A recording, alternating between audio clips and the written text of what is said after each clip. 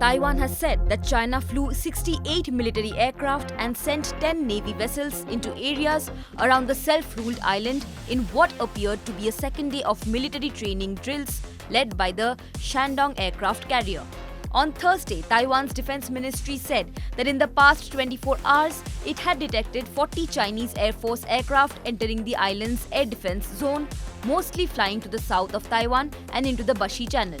According to a map the ministry provided, at least 4 of the aircraft also crossed the median line of the Taiwan Strait to the northwest of the island. Beijing views Taiwan as its own territory and has not ruled out the use of force to achieve its goal. It has stepped up military and political pressure on the democratic island in an attempt to reinforce its claim of sovereignty. In a statement referring to China's army and navy, Taiwan's defense ministry said that 68 PLA aircraft and 10 PLA vessels around Taiwan were detected by about 6 am local time on Thursday. The number was a dramatic jump from the previous day when Taipei said that it had detected 35 warplanes.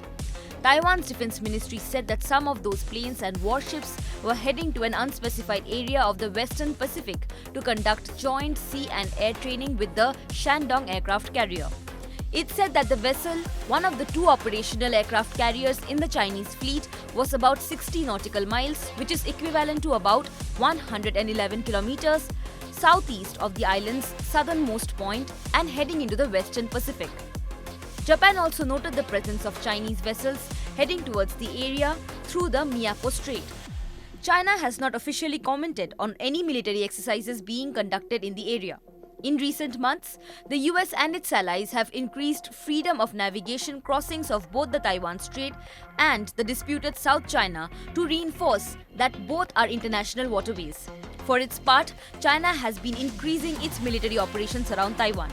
It condemned what it called collusion between alleged Taiwan independence forces and the US.